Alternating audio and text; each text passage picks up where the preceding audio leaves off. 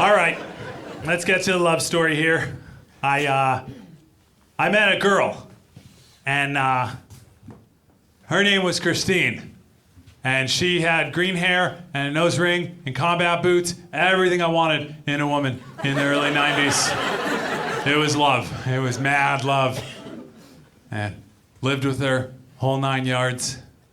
And then she left me to go tour around Europe with the bass player from the band Cake. Which is insult to injury, because I really love Cake. They're one of my favorite bands. I was like, really, Cake? Baby, you gotta take that from me.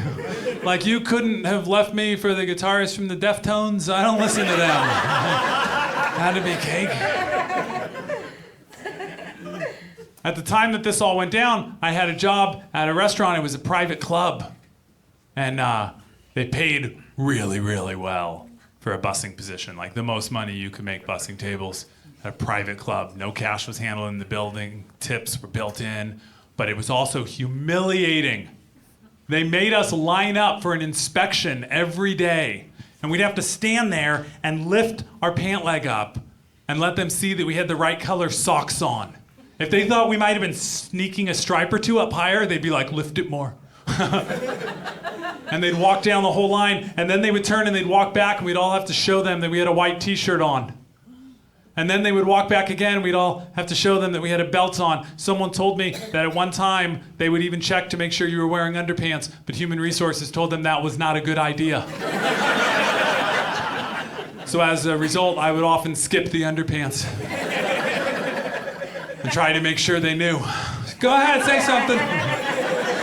Keith, wear an apron. Let's go. Humiliating job as it was, plus I didn't want to be there because this little philosophy major bass playing guy is wooing my girl. And I want to go spend time with her. And then I'm there in the lineup one day, and the boss comes by. His name was probably Ron, usually is. And he says, Keith, your vest is missing a button. I looked down, I went, oh man, I must have popped off. You're right. As soon as I get out of my shift today, I'm going to run and get a new button. Put it on there. He goes, Keith, you can't work with a missing button. And I went, oh my God, you're right. What was I thinking? What would happen? So I left, I went to the fabric store, and I bought a button and the smallest quantity of thread that you're allowed to buy and a single needle. And I went home and I sewed the button on. I showed up the next day, still not wanting to be there, grumpy, showed him my socks and my belt and my t-shirt, and he comes back by and he takes a good look at the button. Now I'm waiting for my compliment on my sewing, because my mom raised me right.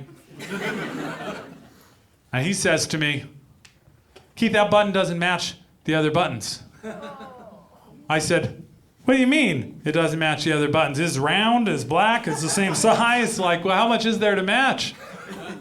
He said, Keith, the other buttons have 4 thread holes, and that button has 3 thread holes. And I went, oh my goodness, you're right. That's incredible. I will have to replace that button. I'm not even going to ask to work today. Whew, what would the customers say?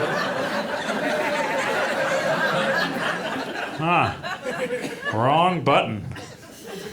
Man, I'm glad you caught it. This could have been a disaster.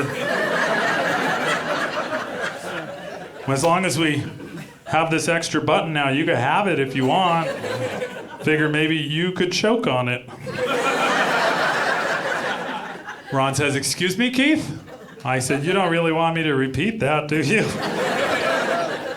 He said, oh, you're fired. I was like, oh yeah, I know. You won't be needing me anymore. I'll be back in an hour for my check. Walked out.